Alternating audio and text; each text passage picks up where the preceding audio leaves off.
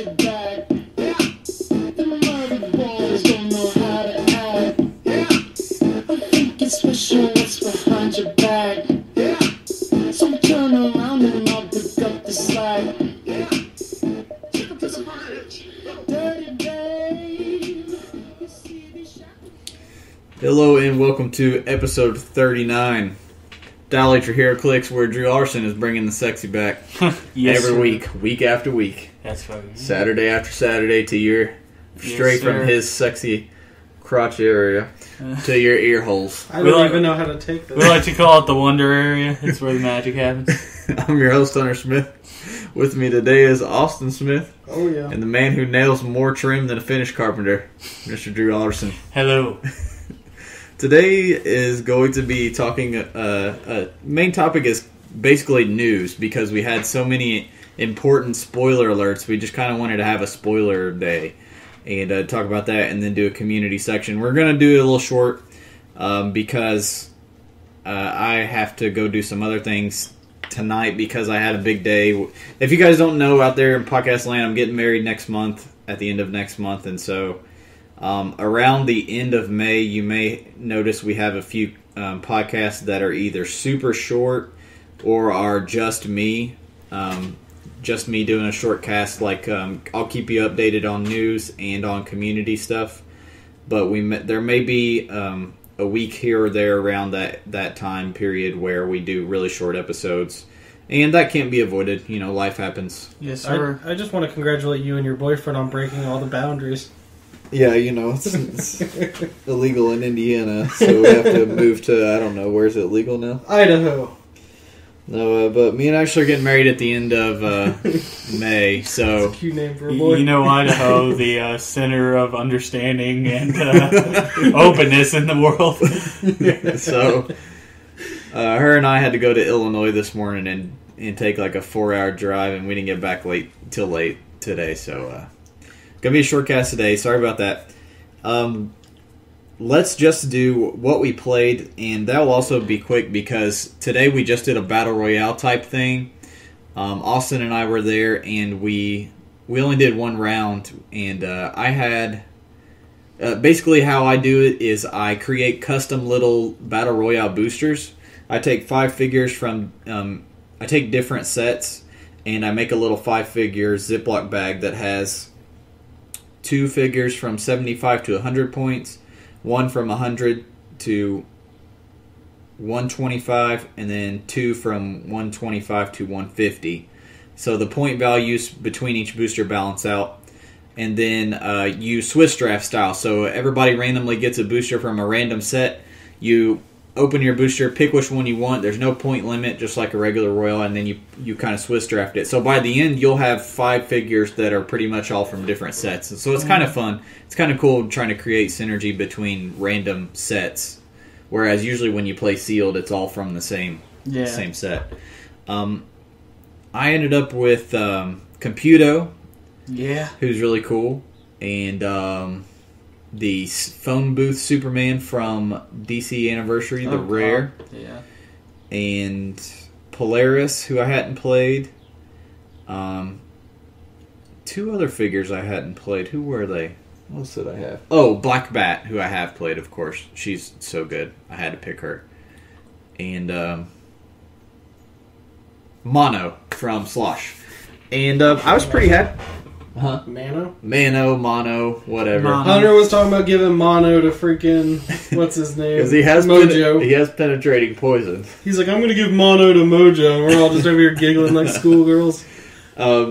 Yeah, Mono especially was really cool because he has traded poison, or you can, instead of dealing, you can either activate poison normally, or you can activate it targeting only one character and deal it penetrating, which as a trait is awesome. Oh, yeah. Plus, he's a wild card. And then top dial, he has like charge exploit. And then throughout his dial, he has charge, and then he gets sidestep. So like he ended up getting smacked, but his last click, he stayed alive forever because he copied stealth, sidestepped around, and poisoned people. And just that alone was really good. And then I was happy. So I was happy with him for the points. Computo is really cool. I've never seen anybody play him in sealeds or anything that we've done. I think they're kind of scared of him because he's so costly. And then you look at his top click especially is really crappy because he Yeah. has sort of a banner click. But he has a cool dial. He has Indom, giant size. As soon as you click him off his banner click, which is also kind of a reverse stop click, I noticed. Mhm. Like, no matter how hard you hit him, if he's on his top click, he only takes one. Yep. And then he goes into charge, flurry, precision strike, quake with giant size. So that's awesome. The giant size quake with precision strike was nice, especially in a royal. So he was really cool. And then he has a lot of longevity because he has like 8 clicks. And mid dial he gets invincible and invulnerable. And he always has like good values and stuff. So he's pretty cool. I don't know necessarily if he's like an amazing constructed piece, but he was pretty solid for sealed. And then Black Bat, of course, is really good. The Superman's pretty good.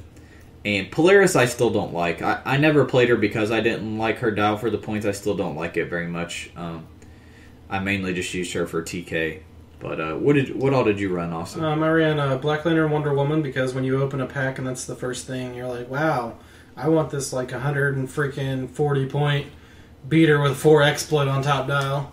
Grabbed her, grabbed Chameleon Girl, which was she was an interesting piece. All the options she has are really cool. For instance, I was throwing like Giant on her so I could perplex over my people or over enemies. I grabbed August General Iron, who has failed me every single time I've run him, yet I want to love him so bad, but I never can. And then Nightwing from DC-10, I think. Mm-hmm. The one who can pick a keyword from anybody else on his team. Yep. And Weapon X from Wolverine the X-Men, the one that has the hallucinogenic... Cyber, sorry. Yeah. But he has the hallucinogenic claws. Main set Cyber, I think. Yeah. Pretty much most of my team was a disappointment to me. Buddy of mine decided his first move was going to be to open by charging me with Light Ray or whatever. Mm-hmm. The guy who blows up with a pulse wave. Yeah. So he decided he's going to hypersonic me with that, and I was like, well, I was going to help you team up against Hunter, but now it's on. So me and him just fought over there while Hunter and the guy with Mojo fought in the corner. Mojo made everyone's day horrible. Mojo screws Royal so bad because of his stupid celebrity bullshit. But luckily, Light Ray has celebrity. Yeah, so he got +1, whereas my old team was -1, so I need 8s and 9s to hit. So I just clustered around him and just blasted him. And if you know how Light Ray works, at the end of his dial, he basically explodes and hits everybody for 3. And he was clustered around all 5 of Austin's pieces. So he one of his. Yeah, he would have hit all 5 of Austin's pieces for 3 penetrating, and all he needed was like a 5 to hit most of them and like a 6 to hit them all, and he rolled like a 3. Yeah, he rolled literally a 3. It was great. I was like, that's like when you get a big bottle rocket or some kind of firework, and then it goes up and then it just fizzles out and never explodes. You're like, oh. It was interesting. The pieces I played were a lot of pieces I've never played before. Weapon X, I had a good opportunity to use his hallucinogenic claws, but ends up that I killed the piece before I had a chance to get the -2 and see how well it crippled them. On top of Mojo's -1, which would have been hilarious. I don't think Weapon X is. We talked about him when he's Cyber. Sorry, I don't know why I keep saying because he's got the keyword. I don't know why. He's basically as bad as we thought he was when he was spoiled. He's just really overcosted for what he does. Chameleon Girl was good. I think she's a little overcosted too. I like her dial. I like her capabilities and choices. Don't get me wrong. I just think for her combat values and everything, she's a little overcosted. I really wanted to. I was really hoping she'd still be in the booster when it got around to me because I really did want to try her. She's at the beginning of she has a couple things where she can choose power. She has traded shape change and stealth, which that alone is really good. Plus, she has wild card on top of that. So traded shape change and stealth, and then she can copy something else defensive like Mystics or something. Then at the beginning of your turn, give her a free action and choose either Boot, Wing, Dolphin, and then you choose one of those, Boot, Wing, or Dolphin. Then you choose either Tiny, Standard, or Giant. So basically anything in the freaking game except for Colossal she can choose. Yep. And you keep them until you choose again. And then she has a special attack power for 2/3 of it. And her bottom 2 clicks. She can use End Cap and Poison, or Reflexes and Exploit, or Flurry and Sidestep. See, what more you want, man? That's like awesome. I like her. I mean, she is a little costly, 115 points. But she's still good. I couldn't take full advantage of her wild card, though, as part of it, too. Yeah. Yeah. but the boosters we had were like from Batman set, from We had DC-10, Batman, Wolverine, the X-Men, and Slosh. And Slosh. Yeah. So like our keyword choices were pretty much X-Men, which out of the Wolverine, the X-Men booster, I think only Wolverine had it. And then out of Slosh, it was just a bunch of Slosh figures. And then DC-10 had a couple weird ones, like Hyper Time was on that Superman. Yeah, I was copying Hyper Time and was copying Stealth from Black Bat. But I liked my team. I picked the highest point figures out of each booster on purpose, just because there was no point limit. I wanted to see how well that would do. And I ended up with a lot of pieces I wouldn't have played normally. And then Wednesday we had an event where it was 500. Was it 500, Drew? Wednesday? Yeah. 500 points, named themed teams. Kind of a fun day. Don't necessarily bring super competitive stuff. Some people still brought super. No resources, but you could play relics, I think. No resources, no ATAs. You could play relics. You could play relics. That was pretty much it. I don't know, some sort of nerd that may or may not be listening to this podcast played Science Police Harry. in mass. Oh, yeah. Harry. Like 6 of them. Yeah. Who the hell does that at a casual event? Harry. No, I tried... I decided since it was Fun Day and relics were the only thing allowed, this would be a good time to finally try Old Man Logan. Yeah. And Old Man Logan, I played an X-Men team, of course, since he only has that, Future and Pilot, I think. Yeah. And Old Man Logan was awesome for this style event, even though he's extremely costly. That's what keeps him from being a good figure. Is that, what is it, like, 100, let's see, 178 points. We were making fun of this so hard. But what I really underestimated was how useful the whole relic swapping thing was going to be. Honestly, it was really, really useful. Because I could start with... I started with Uru Forge, because it's a 66 chance to pick up. Started with the Uru Forge, always picked it up, because now you can roll more than once, which was also useful playing a relic-based character like this. Would start with the Uru Forge, and then basically he also has Charge Exploit already on top dial. So like no matter what my opponent's team had to use against me, I always had something that I could swap Uru Forge into. So for instance, first game I was playing on the new Cap map, and Old Man Logan was up on Elevated, and Bob rushed around Black Manta. And I already had Charge Exploit from my dial, so I swapped my Uru Forge to the Force Blast ring. Charge Exploit hit for 4, Force Blast off of Elevated, 3 penetrating, if I would have hit a 4, which I missed. But, I'm just saying, like, that having that option to switch into other stuff was so good. And then... I would, once I got hit really far down the dial, on top of his healing from his trait, I would switch into McCran Crystal. They would kill me, I'd heal 2 clicks, and then heal again from the trait, and stay alive longer. Against Drew, I actually took Null's Hammer, because Drew had a lot of running shot and range, especially Thor with 8 range, and he had energy explosion, so I had to separate my guys out, because he had the Thor, he'll get into it, but he had the Thor that energy explodes and gives tokens. And so I had to split, and he sees through stealth, which almost all my guys had stealth. So I had to split them up. So against him I went with Null's Hammer, which you usually wouldn't with a Wolverine piece. But it was useful, because I had willpower for 1, and then I had some range and some running shot, so I could either charge or I could use I want to play him with Black Witch, just so you can get 3 relics out there to begin the game. Yeah, that's true. He could still pick up more than 1 relic, so... he was really cool, though. His price tag's still way too high, but with the amount of good relics we have, with all the hammers, all the rings, like I brought Force Blast ring, I brought the more offensive-based ones, I didn't bring like Black Light or anything, because if I'm paying 178 points for a piece, I want it to be dishing, damage. And I was pretty happy with him. In an event where relics are the only thing allowed, he's great. On a resource allowed event, he's crap, because there's so many better options for stuff. And then the rest of my team I ran, main set, Cloak and Dagger, always really good. Oh yeah. They were, again, probably the star of the show on the game that I played with them. And who else did I run? Oh, I tried out Bishop finally. He's not bad. He's about right for his point cost, I feel like.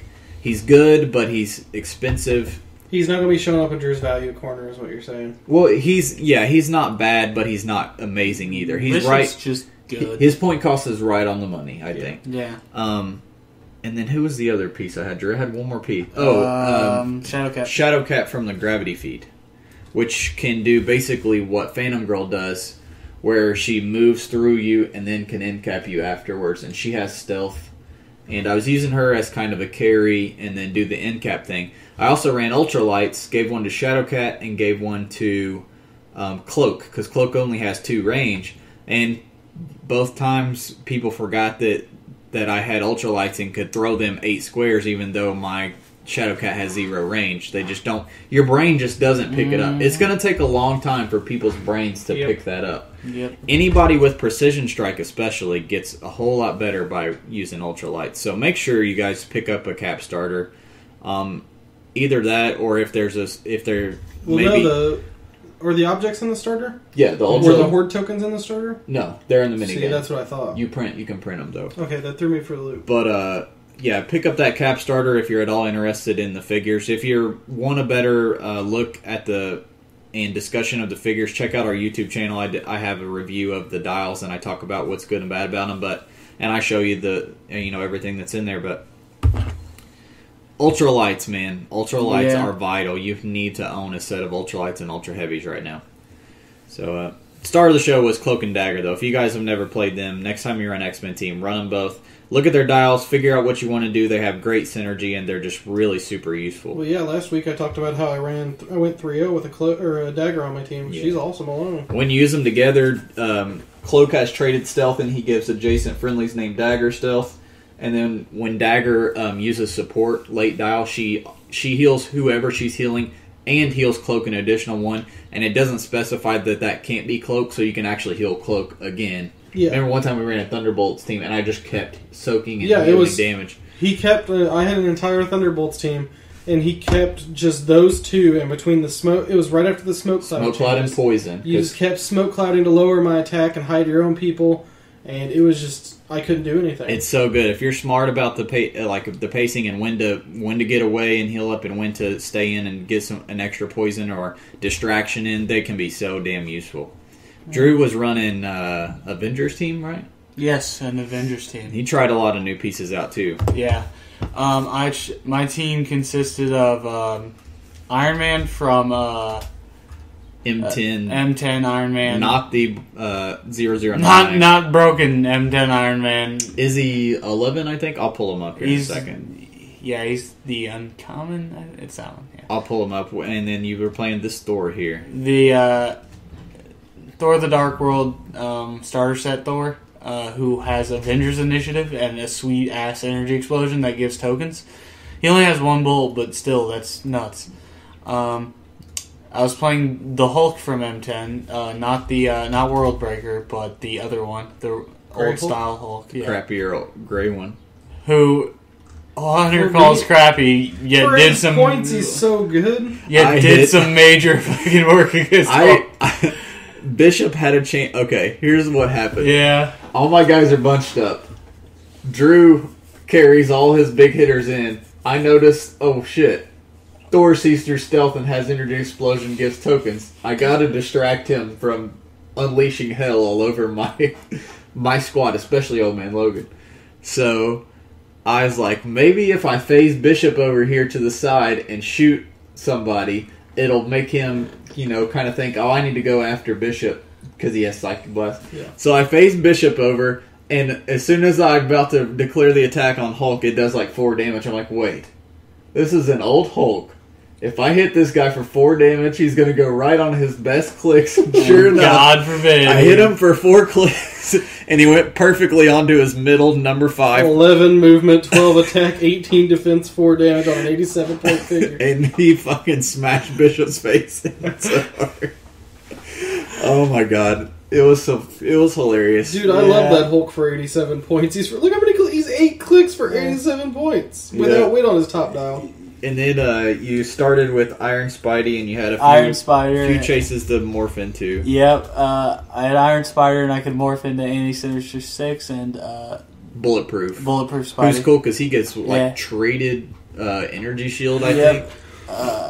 And then you had one more piece. Iron Fist. Oh yeah, White Ranger Iron Fist. The one everybody loves, America's favorite Heroclix piece. Iron Fist. if you haven't noticed the theme with this team yet, everyone's pretty much got iron in their name except Thor and Hulk who pump it. You know what I'm saying? Because they got them guns. They got the guns. It's the gun show. It's the name of the team, the gun show. I thought it was Team Iron. Team Iron. Gun show, Team Iron. Everyone busted Iron, out Gun laughing Show. as soon as I explained the theory behind this team. It was pretty good. If we would have done some kind of fellowship, I would have given it to you. Yeah, this team was fun. First game I went up against a girl. She was kind of new at the game. This is the same person who was playing M10 Iron Man last week, so luckily this time she was not, so I kind of did damage to her. A resource, or you couldn't run a resource. That's right. That's right. Did you run any relics? No. He's been pumping iron for years. He doesn't I don't need to need bring. any relics. He doesn't need to bring a Did you dumbbell play with 3 him. ultra heavies? Yes, clearly. No, because Hulk was the only one with super strength, and he's not Yeah. 100 points. I think true. Thor might have it eventually. Nope. Not this one. Nope. That's weird. People don't like him, but I think he's really good. Well, just for that top click though, the running shot, 10 attack, 8 range, and the special energy Yeah. explosion with tokens, he did enough damage because he hit cloak for you perplexed his damage. I think. Did you? No. Or maybe you just shot. I just shot. He hit cloak for 3, dagger for 1, somebody else for 1, and then gave them all tokens too, and Yeah. it was like devastating. I was like, and that was at the beginning of the game. It's a terrible feeling. But yeah, Seen through stealth too. Hunter and I dropped out so we could go play DC Duck Builder, but yeah, it's fun. Yep. I just didn't feel like playing another round. Fun day. I didn't play at all. I showed up and I played other games the whole time. Let's do spoilers before we do community. Good idea. I mean, we gotta get into this shit. We haven't talked about this cute man yet. Oh, Jesus Christ. With 2 left arms. If you guys want to follow along, go to heroclix.com and click on Evil Deadpool. I don't know who designs all these clicks, but they're just getting out of control. This guy's balanced though. This guy's balanced, but he's He's really good. He's the uncommon prime. He is also featuring the word bubbles mechanic. Give him a free action, attach a word bubble to him, replacing any attached, same as the other ones. As far as keywords, he just has Assassin, Monster, and Deadpool core, so it's always nice to get new monsters. Yes, sir. Traded backwards arm for better shooting. When he makes a close combat attack, after actions resolve, he can make a ranged combat attack targeting a character within range and in a direct line of fire opposite from the close combat attack. So here's what is going to be tricky getting this off is you have to be directly opposing the person you're meleeing. So if I melee your Hulk who is perfectly in front of me, I have to shoot somebody perfectly behind me. If I punch you at an angle, I have to shoot somebody on that same perfect diagonal back the other way. So it's not going to be as easy to pull this off as people are thinking. For this, he can use improved targeting, can attack while based, same thing that AVX Cyclops can use. So now this is the second figure that we have that can use that ability at some point. And that's a trait, so he'll have that power 24/7. So if you do manage to pull it off, he can do that. He has 6 range. Top click, he has sidestep, no move and attack, but sidestep in 6 range isn't too bad. And then, especially when you have an 11 attack value. And then 16 toughness, 4 CCE. He kind of has a mix of powers throughout his dial, but his first click and his last click are very similar with sidestep and CCE. And pretty solid values. And then Actually, it fans in almost. That's what I'm saying. Yeah, that's what I was going to say. Then his second and 6th click, so second and then second to last, are pretty similar too. He has range combat expert and phasing, teleport. And then in his middle 3 clicks are all charged blades. And his very middle click, this is kind of like a Hulk dial. His very middle click is his best with a charged 12 attack blades and 4 damage. So do you want the 4 damage or do you want the blades? If you're desperate, you can blades, but I'm probably going to go with the 4 damage. 4 damage. Speaking of blades, he has the best flavor text name for a blade's power ever. Heroclix is fun when you roll a 6 on blades. Austin knows all about that. Yep. Son of Actually, all his flavor texts are even awesome. So he has good mixes of CCE, RCE, and Perplex. close combat in the middle of the dial, which is kind of where you want your piece to be. He does start with a 4 damage CCE, so. And then his last 3 clicks, he gets a special regen. That's nuts. Evil Deadpool can use regen. Choose an opponent to roll another d6. If the opponent's roll is higher than your roll, add the 2 together and subtract 2. He's heal of damage equal to this amount instead. Each time Evil Deadpool would heal past his starting click, modify his values +1 for the rest of the game, even if this power is lost. So at absolute best chance scenario, you roll a 5, They roll a 6. they roll a 6, that's an 11, you subtract 2, you would heal 9.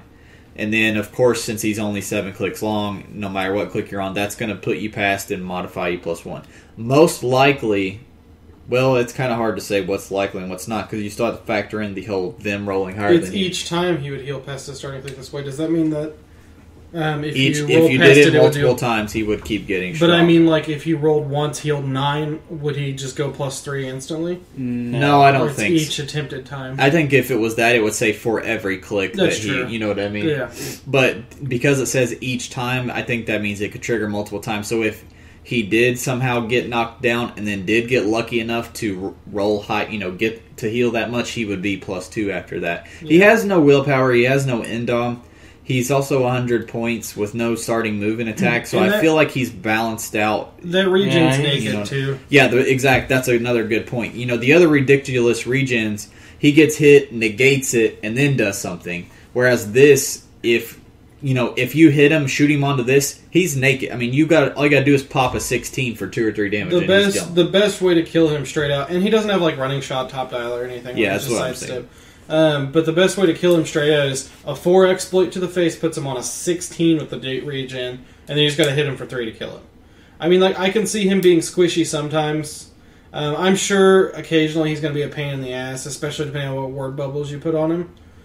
But I think people are overstating how ridiculous he Yeah, is. he's not. Yeah, he's pretty cool. But the phasing on the 6th click, I think, is nice. Yeah. Because then you can phase away, And then clear, regen. and then try to regen and get lucky. And if you miss it, oh well, And then try again. The limping on the 8th click with sidestep, where you limp 2 away and then try to Yeah. regen. So he looks pretty fun. I don't think he's super broken or anything, but I think he's a cool choice for a prime and a cool character to throw in there and a Oh. fun dial design. Note, his assassin keyword's italicized. Yeah, they changed to assassin. I thought we already knew that. No, I assassin hadn't was heard generic. anything about it. Yeah, it's generic. It was formerly proper. When did they change it? When the Arkham Origins came out, I thought Oh, I didn't know. because almost all of them have assassin.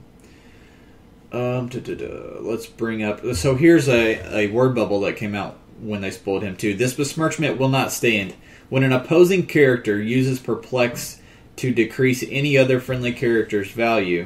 Modify that same value by +1 on this character as long as the perplex lasts. So if they make your friendly Thor's defense -1, Deadpool gets +1 defense, and by whatever the case may be. So we had huge news. Well, let's go through the less huge news real quick. Let's get the little stuff out of the way. The non-huge. Let's build up to the climax, shall we? Yes. It's a little foreplay for you. Yu-Gi-Oh! Curse of the Dragon. Something we knew was coming because we got Guy the Dragon champion. Yeah. So this is the other part Interesting note about this. It says not final image on the... It doesn't all. Yeah. But wouldn't you think by now it would be the final This image? is true. I really like this guy actually quite a bit I for do too. Silver Age events. Just, not just Yu-Gi-Oh! I think he's pretty Yeah, solid. He's one of those pieces that's good enough to be played normal silver. He is 124 points, but he has a wing symbol and 4 range and hypersonic for his first 3 clicks, and he has precision strike with 4 damage. So 10 movement, 10 attack, precision strike, and 4 damage is a great starting click. So with a 4 range, if you want to go for a shot, that's a 2 range shot. So effectively, he has a 12 range swing on hypersonic with flying, so he can move in and out of things easily. Then after top click, he loses precision strike, and for the next 4 clicks, gets a special attack power. Bone Wings, he can use Steel Energy. When he does and heals, you choose Reflexes or Energy Shield. he and adjacent friendly characters can use the chosen power until your next turn. That's what makes this a great dial on top of everything else. If he's on click 2 and heals, would he then lose the ability to give them energy, shield, and combat reflexes? Yeah. I would believe so. Okay. Because that kind of sucks. But it's I think still good. It would have to say even if this power is lost. Yeah. So, click 2, that power is kind of worthless outside of the fact you get steal energy, but Right. 3, 4, 5, when he has it, it's really good. But he also has exploit on 4 of his clicks, which is great. Yep. He's got good charge, good attack values all down dial, never hits an 8, always a 9, 10, 11. I really wish WizKids would stop putting exploit, weakness, and hypersonic together so people quit thinking that you can do that, by the way. But I do really like this guy. I feel like what's really great about him is you could hypersonic in, punch someone, and then as soon as you're done with your hypersonic, be like, I'm going to choose energy shield, and now he's back with his buddies, Yeah. and they can't range retaliate. Yeah, I think with good positioning, he'll be a great piece. And Not like a major Silver Age, meta piece or anything, but I think he's a really solid piece for his points and can see some play in Silver and Golden Age events at local venues. Yeah. And once again, he, just like Gaia, since they're both hypersonic pieces, will actually be pretty easy to fuse. Back to my previous point, one time a guy put Scotty's hammer on Nightcrawler, and I about shit myself. Then we have oh my god! Someone who will be meta. Okay, so potentially, yes, Senator Robert Kelly. Let's mention a shout out to our good friend at the WizKids Design Center who keeps pumping out these stupid. Yeah, I want to know his name so we can start Fred. sending him. Yeah, we'll call him Fred. Fucking Fred. We're just gonna, every time something comes up stupid, we're gonna blame this anonymous guy named Fred. It's like they go into comics and like, yeah, what figure should we make meta next? Okay, Senator Robert Kelly. There you go. Who's gonna care about Robert Kelly? Keyword celebrity and politician from Days of Future Past, common in that set. Not a -1 to Mojo. Has a cool trait. He only has 4 clicks, and he's only 42 points, and he basically has no offensive capabilities. He's all about the support. During your first turn, choose a keyword possessed by an opposing character for all friendly characters with this trait. Now, have we seen this on any other ones yet? I don't believe we have. No, but someone pointed out he's also not Silver Ring, so it keeps you from playing multiple Senator Kellys to name different keyword.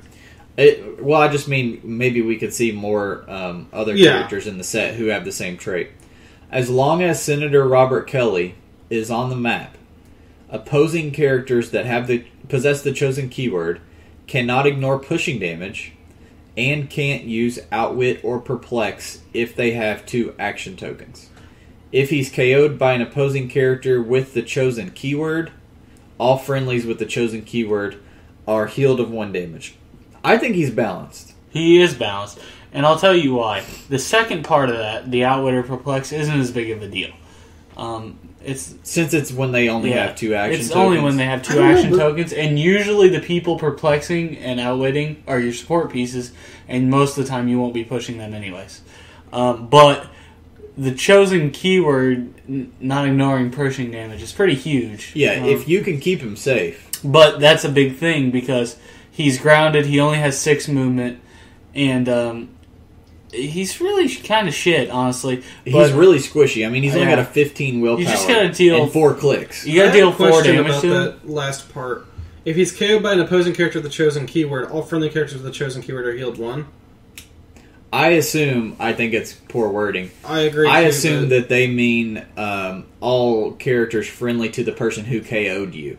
That's what I assume. If I'm playing against you, say I'm running him on my team, and I'm running an X-Men team or an Avengers team, and you're running an X-Men team. If I choose X-Men and then one of your X-Men kills him, I think all your other X-Men would be healed, the ones that are healing. That's what I imagine. But yeah, they could have worded that a little bit clearer. I think he's a little. I think because he's so squishy, and because like Drew said, the Outwit Perplex thing is only to have 2 tokens, and you get to heal. Even if they left all that on there, I think the healing thing is what's key.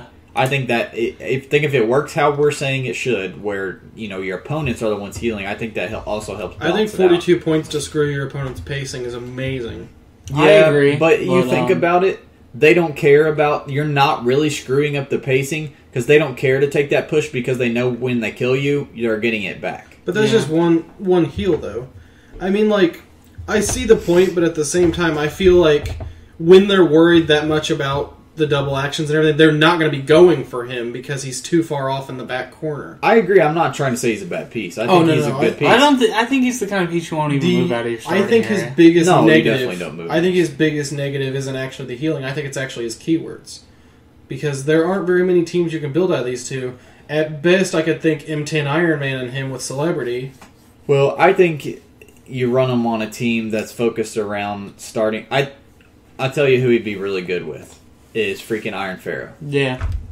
He stay in your starting area. You make him dance around, push him on a perplex or probability control, make him slow, because with Pharaoh you want to be able to hide as long as you can. Your opponents are going to be wanting to push. They're going to be wanting to get down to you as quick as they can, and then he's kind of extra incentive to keep them from pushing. But I think he's pretty solid. I'm glad he exists, but I don't think he's like broken or people need to freak out. Yeah, people are freaking out about him, and I don't really. All right, now we get to the good stuff. The great stuff, some would say. And the reason that we're talking about these for a main topic today is they have spoiled what will be cons this year. Mm-hmm. I like them all. Yeah, I like them all too. But there are some things that I don't like. Yeah, me and Hunter talked about it a little bit, and I guess we can talk about that as part of the main topic after we talk about what they are. All right, so first let's just announce exactly what they are, and then we can talk about opinions personally, and then we will go over the dials, because we do have the dials for two of them.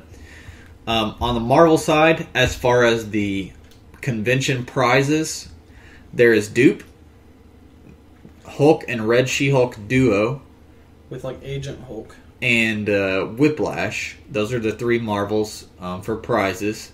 And then the two purchase ones, they're doing a Colossal for each side, and they're doing a single base figure. So the Colossal is Zombie Galactus. Which is a 2x2. It's a 2x2, and so is Black Lantern. Who?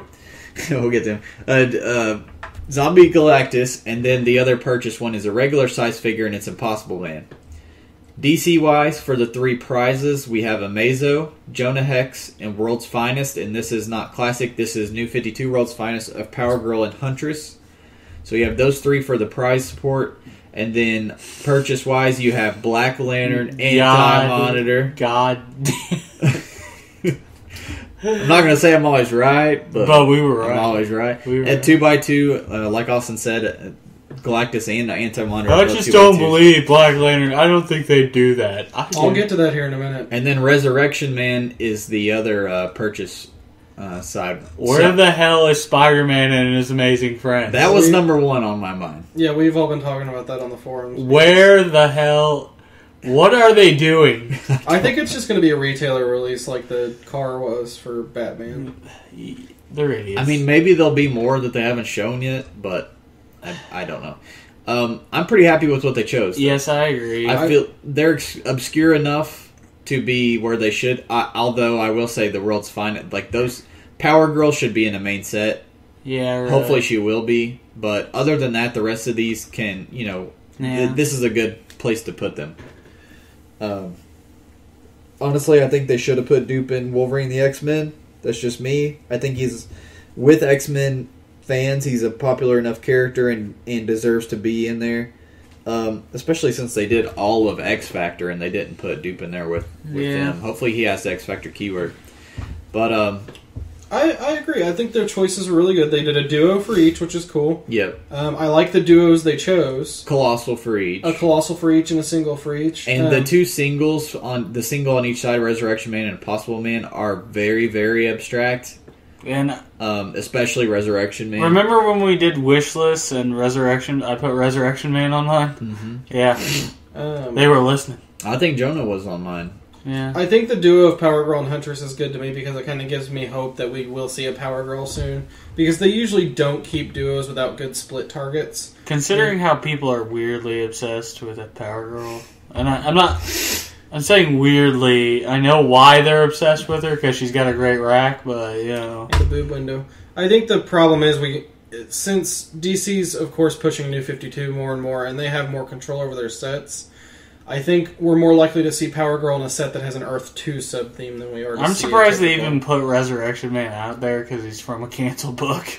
But now, the only one I am mad about, and Hunter's all cheering about because he won a bet over it, which one is that, the Austin? Black Lantern Anti-Monitor, because he was shown on retailer slides with the War of the Light logo.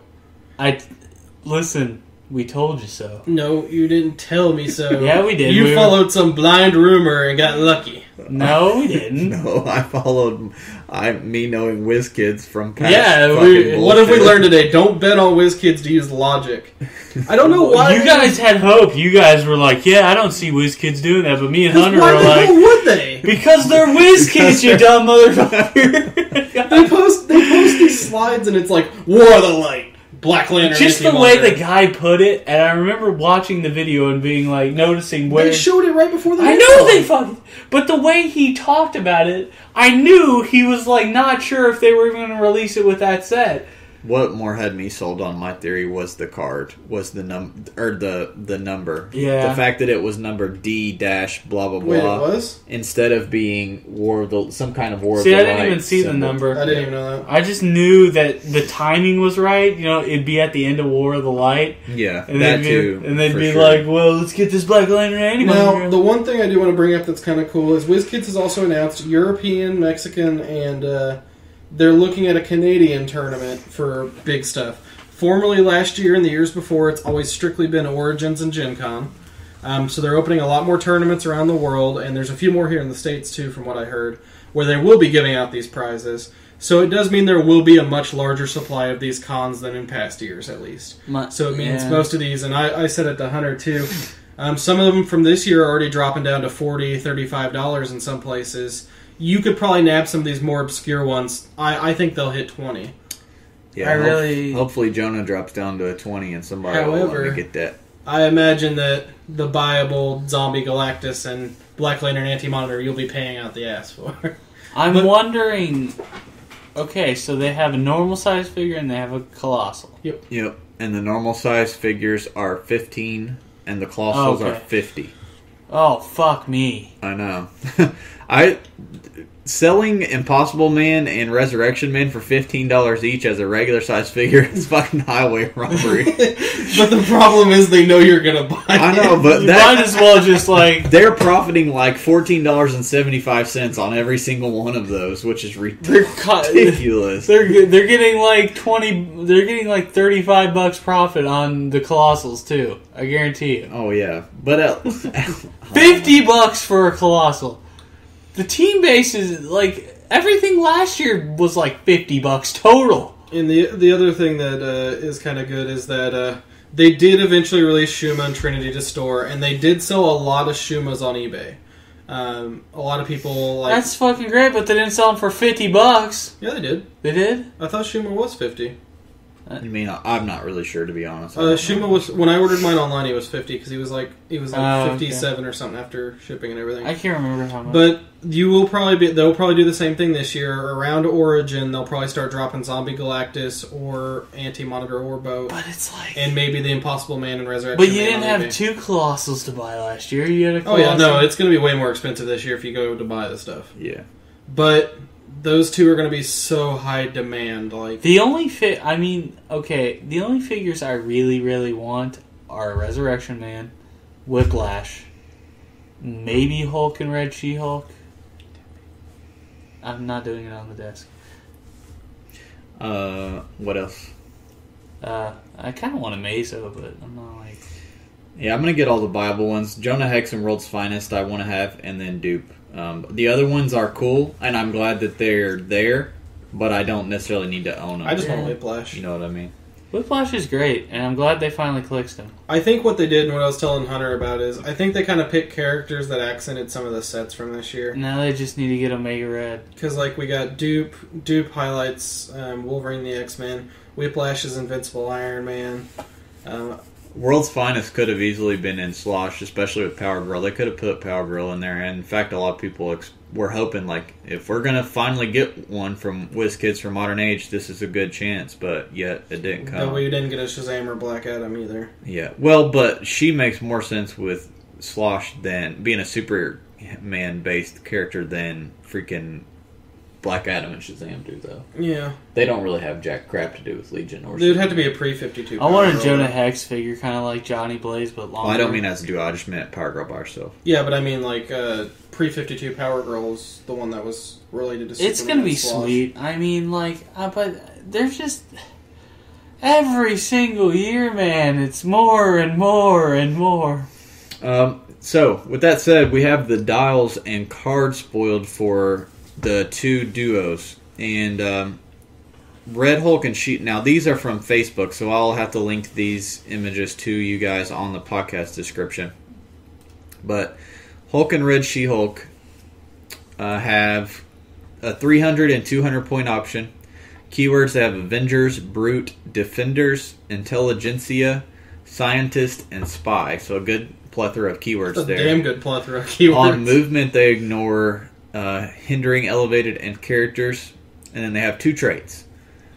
When they use the duo attack, they can use CCE or Quake as a free action instead of one of the attacks. So one of them will still have to be duo.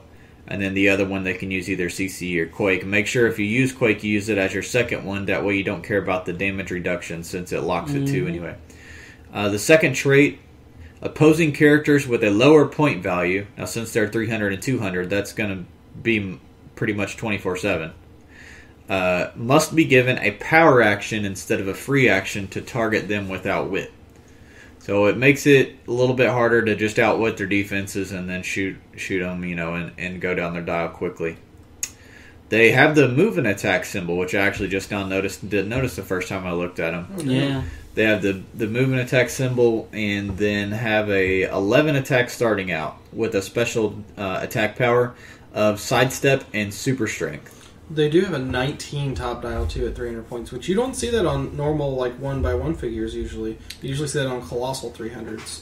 And with Impervious on top of that. And then second click, pop up to a 12 attack. They lose the sidestep super strength, but they go up to a 12 attack, and they get outwit on top of their 5 damage. So, pretty solid values. They do lose charge at times. They get Force Blast instead. And then later, kind of in the second half of the dial, or if you start them out at the 200 point mark, they have a special damage power as well. They can use Energy Explosion and Psychic Blast as if they had a range value of 8. That combo. Which is kind of cool. As if they had a range range of 6. So penetrating Energy Explosion from 6 range with a 10 attack, 4 damage for 200 points though. Yeah, no running shot. But it's nice to have the either charge, and they have sidestep, super strength, charge, hitting you in your face, or I have the option to go for Psychic Blast if I need to shoot. I feel like they're a piece that I would be confused when fighting. Like, my opponent's going to keep me on my toes because there's a lot of options all the way down the dial. They do have really solid values, especially attack-wise. Oh, yeah. Attack, they never drop below a 10. Which is nuts. And they have 3 clicks of 12. Including their very last. And then 4 clicks of 11. So they have really solid attack values. The damage is never below a 3. It's up to a 5, technically an 8 because of super strength with an ultra heavy. So, I mean, they have solid ways to dish and damage. But overall, I think I like Absorbing Man and Titania duo a tiny bit better for basically the same thing. Pretty much. That's just me.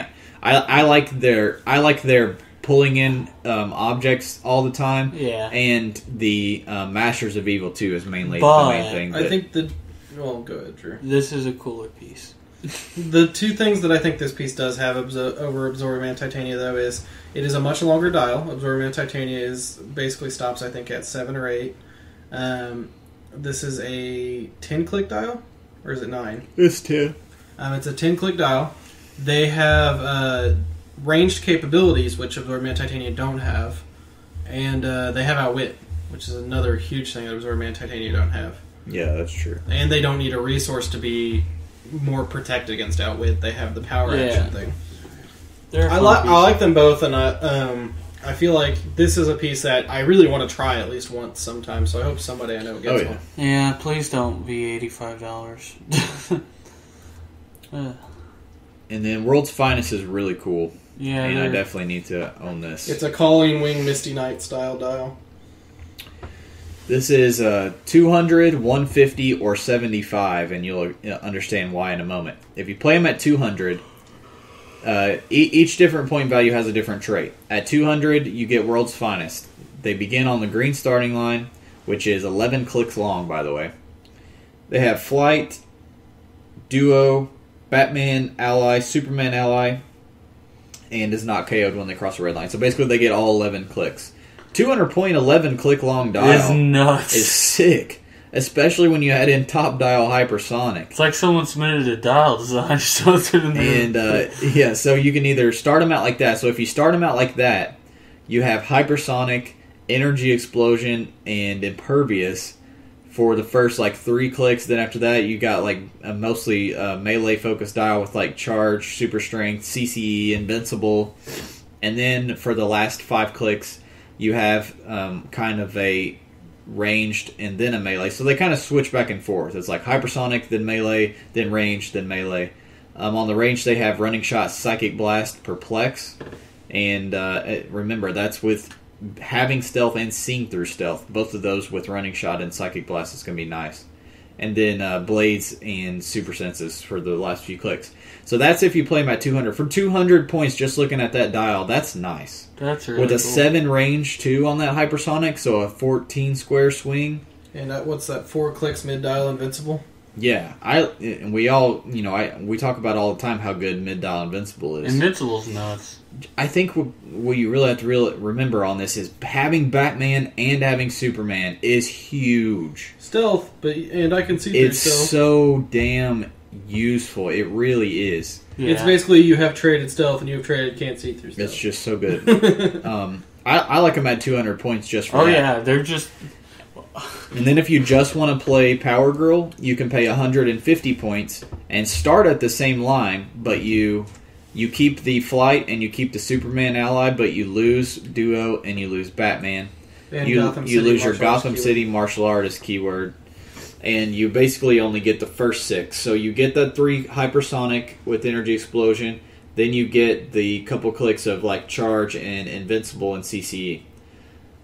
That's for World's Finest. That's 150 points. Is it worth 150 points? Yeah. It's another 6 click dial for 150 though, which like that Iron Man before, at least this one's more competent. Mm-hmm. I think her attack values are kind of low Oh, for hell, 150. with that top dial, that's way more competent than the Iron Man. Oh yeah.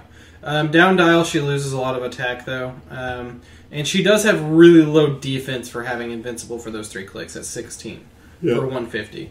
I don't know. It's okay, but it's not that great. It's a piece that at 150 you're going to want to keep safe. You're going to want to abuse that 7 range hypersonic, get her in, get her back out, and just keep picking stuff. But if you're gonna play this at 150, there's no. You might as well adjust your Yeah. team. You might as well take the 50 There- point Play it upgrade. at 200. Oh, I'm only paying 50 points for 6 5 more clicks. Yeah, pretty much 6 more clicks. Yeah. Huntress is only 75 points. If you want to play her, you start her at the click where she has the special running shot and ignores basically everything on movement with the psychic blast, the perplex.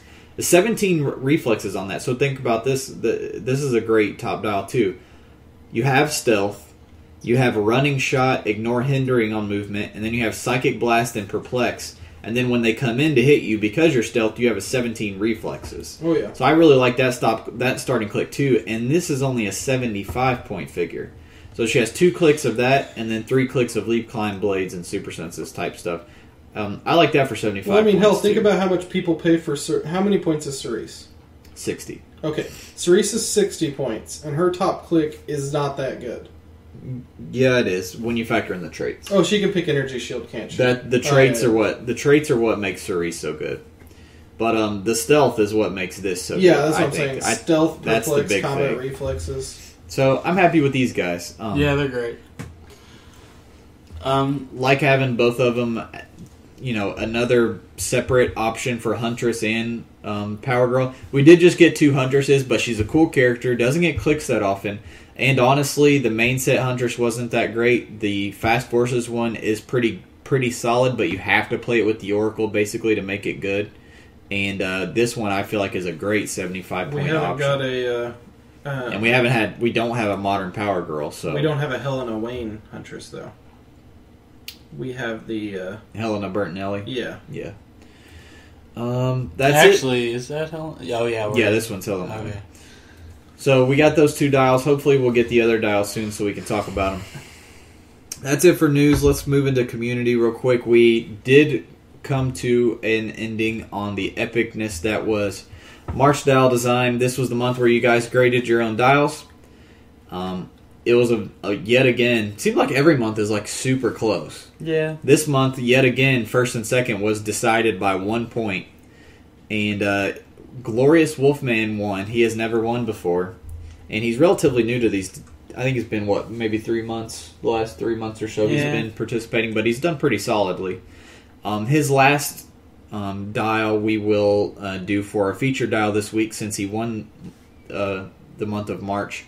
The assignment was, I did end up going with the TV show movie theme. And I kind of said, design me a character that's comics based, but have your dial be based around their appearance in a TV show or movie, and cite on there what they're from. So we can know exactly what you're trying to represent here. And he did Captain Hammer from the Dr. Horrible sing-along blog, and it's pretty cool. This got great, ratings from everybody. From again, you guys graded the dials this time. Have you seen that yet, Hunter? By the way, no. It's on Netflix. I've seen little bits and pieces like on YouTube and stuff, but I haven't sat and watched. You need to sit down and watch it. It's on Netflix. I definitely do, like 3 times last especially because I just watched Firefly and Nathan Fillion or whatever. Yeah. He's a good actor. By the way, Firefly fucking amazing. Jesus Christ, that was so good. Anyways, like I have not enjoyed a show that much in a long, long time. How's the loss going, Austin? I don't even want to. So, Glorious Wolfman did Captain Hammer, 168 points. Keywords Brute, Humanitarian, which is a new one. Celebrity and Crusader, which is a new one too. He has improved movement called Ham Cycle and Ham Jet. Ignores hindering, outdoor blocking, outdoor elevated. Which doesn't exist, so elevated. He has I a trait. guess technically he would make it exist. Yeah, I guess you could make. Yeah, it's dial design. Damn it. Traded. The day needs my saving expertise. If a friendly character of lower point value has taken damage since your last turn, you can give Captain Hammer a power action and place him next to that character, and he may make a close combat attack as a free action. That's pretty cool, especially when you notice that he has a special super strength. Captain Hammer can use super strength and can use it to throw ultra heavies, which is not possible otherwise. When he uses it to throw an ultra heavy, he can throw it up to 4 squares and it deals 4 damage. So like always, the object does 1 more than it usually does when you throw it or TK it.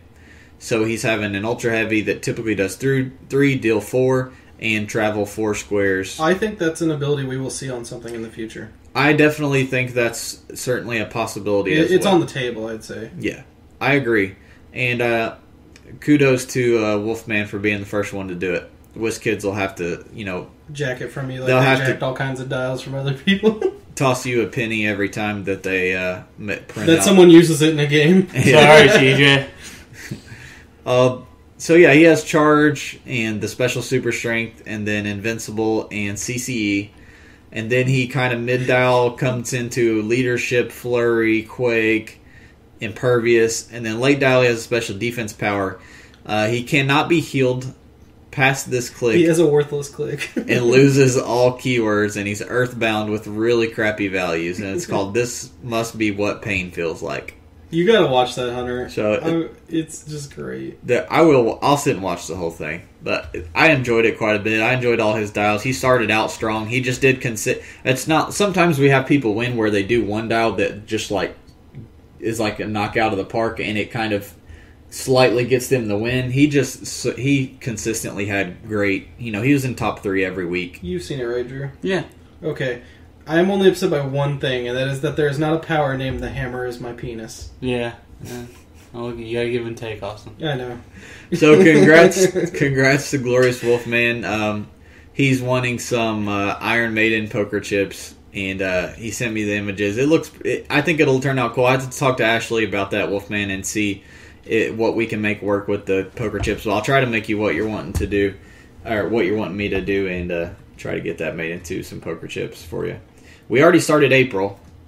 Oh god. Dial design, and let me pull that up here. And my first, okay, so this was April is a month where you're doing your own fast forces, and this is an idea that was suggested by Jason Lapel, who's been doing dial designs for us, and I thought it was a good idea. So basically, I really like this idea. You pick a fast forces that you're going to make, and everybody that's in your fast forces has to share at least one keyword. And then the way I have it set up is you just have to turn in one dial for each of the 3 weeks, and that's what will get graded. And then afterwards, if you want to show everybody your other 3, dials, you can, but it's not required. So basically, all you have to do is each week submit a dial that's part of your fast forces, and it has to share a keyword with everybody else. So pretty cool. We got lots of submissions. We haven't done scores yet, but liking them so far, and we've seen a pretty wide variety on exactly what keywords people are doing. It's not this is pretty open, so yeah. We have a couple Batman ones, but they're kind of different. Like one of them's like a Batman Family, one of them's like a Gotham City Police, one of them's Batman Incorporated. So at least it's not like this. I don't think any 2 people are doing exactly the same keyword, and we have some kind of obscure ones too, like JL Apes and Justice League Dark, by the way, which is cool. This guy's metagaming it with his Justice League Dark. Oh, he knows what he's doing. He knows what we like. He knows what he's doing. Best build, guys. I've gotten some of your best build submissions, but we only have until Thursday for you guys to turn those in. So if you guys aren't familiar with best build, I give you build rules for an event. You give me a team for it. That's it. It doesn't take that long out of your time. All you got to do is build a team that could be legally played in it. Drew, Austin, and I look through it. We pick one that we want to play, and then we actually play it at the event. And then whichever one of us does best, whichever one of you guys turned in that team, you win a prize. Here are the build rules. You can also find these written down on Reddit and on HC Realms, or you can go to the podcast description and click the links and follow them and look at these. But this is a Winter Soldier-based event. It's 400 points Silver Age.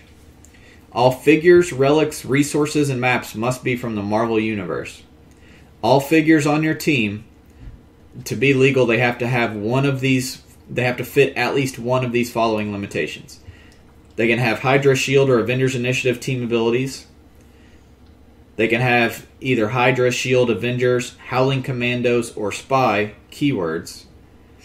Or they can just be in the Captain America Winter Soldier set or starter set, regardless of what team ability or keyword they have. So like Batroc, George St. Pierre, Clicks, Winter Soldier, some of the other ones that are in there that don't have the keywords necessary. Anybody who's in the Winter Soldier set is legal. So build a 400-point Silver Age team with relics, resources, and maps from Marvel that fit those kind of Shield or Avengers and Hydra based. Submit that to our Gmail, dialectureheroclix@gmail.com by Thursday. We already have a lot of your teams. I got about 20 or so far, but we usually have more, so I know there's some people out there who haven't you're done that holding yet. out on us. It's completely free and cool way for you guys to win custom poker chips for your games. So And you can pick obscure and very difficult things for Hunter to make his life miserable. that is true. Do it. It's funny. I'll just make Ashley do all the work. Community question. Let's pull that up. What other board, card, and mini games do you play regularly besides Clicks? We got a huge... I figured there would be 1 or 2 board games that kind of like everybody would say. No way. Yeah, it's crazy how many different board like games. On Reddit and on Facebook and on Twitter, like everybody had, very vast different answers on this. I did notice I saw Dominion a decent amount. Yep, Dominion is like the father of Ascension. Like it was the one who ushered in the age of deck builders. And then of course I saw Magic a decent amount, but I did not see Magic as much as I thought I would see it be. It be people's answers. And also, nobody just said like one thing. Everybody said like 7 or 8 things that they consistently play. So that was it's kind of cool seeing what other people play. And it's kind of fun that this popped up because. This week I've started kind of like getting a list of board and card games I want to play and try out. So like this thread helped me pick out a few of them, and I've learned about a couple from this thread alone. So it's really sweet. Like we started we've been playing DC Deck Builder, of course. We've talked about Ascension in the past. I've been playing a shit ton of Star Realms, which just came out like this last few weeks. It's a little deck builder in a box. It's a really good one. Yeah, deck builders usually come in boxes. No, it's just like a tiny little box. I know what it is. I'm just. This is true. Super Dungeon Explorers, another thing we've been playing a lot of, or I've been playing a lot of. And then I'm looking to pick up Seven Wonders this week and see how that plays. We have been playing a lot of DC Deck Builder. I made a custom cube, and we're kind of playing and reforming that slowly, and it's really fun. I love that game. I really love Ascension. I just got introduced to it last year at Gen Con when Drew bought the set and got it signed by his boyfriend. And Brian Keebler. Brian Keebler. And Brian Keebler, thank you. I know. So thank you. Oh, you're welcome. Then we played it here at my house a couple times. I fell in love with it, bought it on my phone, and basically every single day since then I've played at least like a dozen games a day. Like at work while I'm walking to and from through the halls of the hospital, I'm just like running through games of Ascension. Not a single day has passed in a year, basically, that I have not played at least 10 games of Ascension. Like I need to right before I fall asleep on my phone, I'm just sitting playing Ascension. Or if I'm stuck at a stoplight, I'm just sitting playing Ascension. We need to do this year? We need to sit down and practice and go to Gen Con and play in the Ascension tournament. I don't know. We'll see. Come on, man. You've played enough of it. I'm only going on Saturday. We'll see. But, yeah. And then we've been playing DC Deck Builder a lot, which is almost as good as Ascension, but it's comic-based, so that kind of makes it just as good in my mind. It's a little less competitive. Oh, it is less competitive. But it's more fun, I think. But it's very similar, and it's just more fun because of the comic book stuff and because of the supervillain mechanic, which I think is really cool. As much as I hate it and I always get fucked by it, I like Everyone the gets supervillain. Vandal Savage is just like, Hunter! But I've loved that, making a custom cube and really enjoying that. And then other than that, I haven't been playing a whole lot of stuff. Mainly DC Deck Builder and Ascension are what I usually play. I know Drew and Austin are starting to get into War Machine, or at least look into it. Oh yeah, that too. So that's something else that people around here are into. I forgot I got into War Machine. Yeah. I'm still waiting for my stuff to get in so I can start playing it. As far as listener... I need to buy some. I'm going to let you know I'm going to sell my Heroclix. I'm just done. I'm done. Listener mail, we had a funny one from Spidey Swing, who says, I was listening through back episodes. Which I was listening through back episodes and heard Hunter use the term nuts to butts, and I thought it was hilarious, and was wondering where you guys came up with that. And so I was sitting thinking to myself, and I was like, where did we go? I just kind of said that one day. Well, we were getting in the car, me and Austin and Austin's brothers, and we were going somewhere, and I said, it's nuts to butts. Eric was going to have to sit on Aaron's lap, and they were all like, how are we all going to fit in the car? And I was like, Eric's going to sit on Aaron's lap, of course. It's going to be tight. You're just going to have to sit on top of his nuts. So it's going to be nuts to butts in here. And then we just started saying nuts to butts all the time. I was going to say, I've heard that term before. Like I just said it one day, and it just caught on. Like we all say it all the time now, so...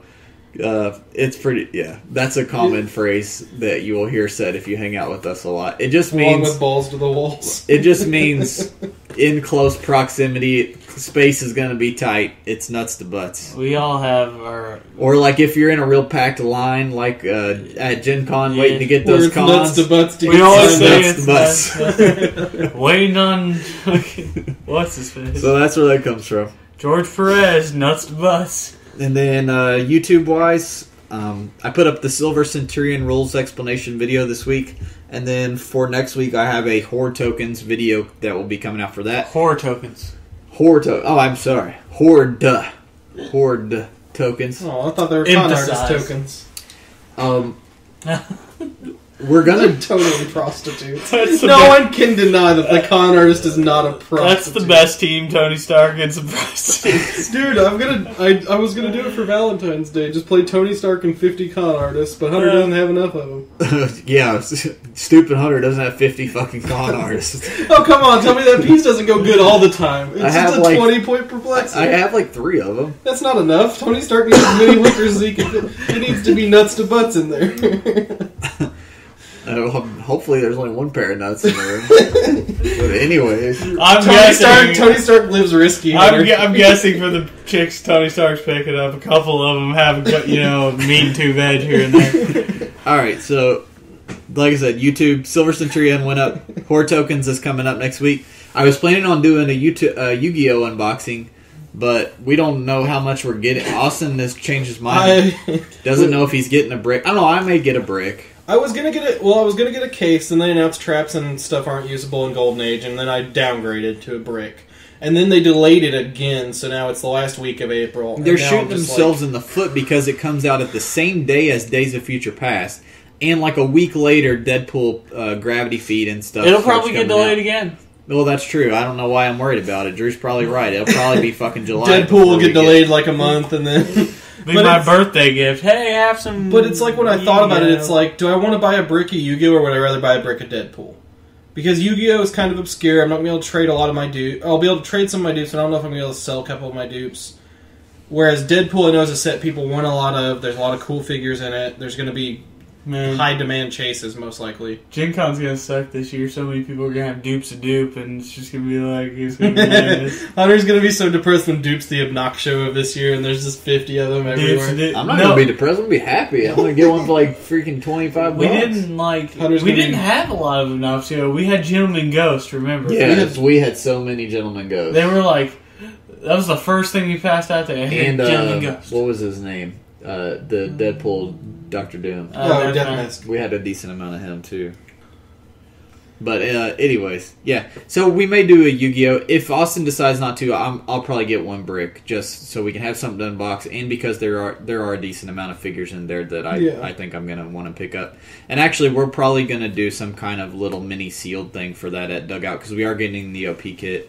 So maybe we'll do like a $15 or $10 sealed. I don't know. We'll see. This is if it ever comes out. Yeah, if it ever comes out. If it even exists. Now, I do want to state my biggest upset, now that most of the list of Yu-Gi-Oh! Is kind of known, like there's a few pieces still to fill in, is that there's no Bandit Keith keyword and no machines. Like, there's like only 1 or 2 machines. Maybe Slot Machine will be in this set. Well, it doesn't look like there's a slot for it. Like, there's only like 2 spaces left on the whole list. There's no barrels. They've spoiled all this. People have figured out pretty much everything. From all the retailers. Have evidence. But like... God. That's not good when all the set is spoiled before it's going to come out. That's terrible. They know the dials. They know a lot of the names because of retailers. Yeah, they don't know all the dials. But honestly, that's still terrible. That usually is the case, though, to be honest. But it's usually like the day before. I know, but yeah, not like a month before it's coming out. Jesus. Well, I was talking to a couple of people at Dugout today about it, too, when we were talking about Yu-Gi-Oh! Is that I think they're split in Series 1 is going to be like the first half of Season 1. And then Series 2 might be second half. We're going to get more My Valentine stuff, more Bandit Keith, and more Pegasus stuff. Maybe we can get a Toon World, like Batcave type thing. Well, they were talking about doing. They were talking about down the line doing a full multi-month OP event. So I'm wondering what the price. It'd probably be a dual disc. Dual disc with Heroclix slots instead of card slots. When you're tired, when your fingers are tired from wearing your Mandarin rings, you can slap a dual disc on your wrist. What the hell? Why not just wear both? Get hyped for Yu-Gi-Oh! Season 2 coming out in 2015. You can throw your dual disc on your left arm to balance out the forearm that you've built up on your right arm. Man, you're gonna be fucking boom. Boom! You gotta balance off the jerk off. You'll be able to fill disc on the left. You'll build up those triceps on. Boom! You'll fit on Drew's Iron Team that way. Yeah, that's the only way you can make Team Iron. Team Iron. All right, that's gonna wrap it up for us this week. Be sure to subscribe to us on iTunes and rate us on iTunes. Good or bad, we don't care. Just be honest. Just give us attention, you dirty horse. Be a straight shitter with us. We can take it. Straight shitter. Drew takes it all the time. I take it all the time.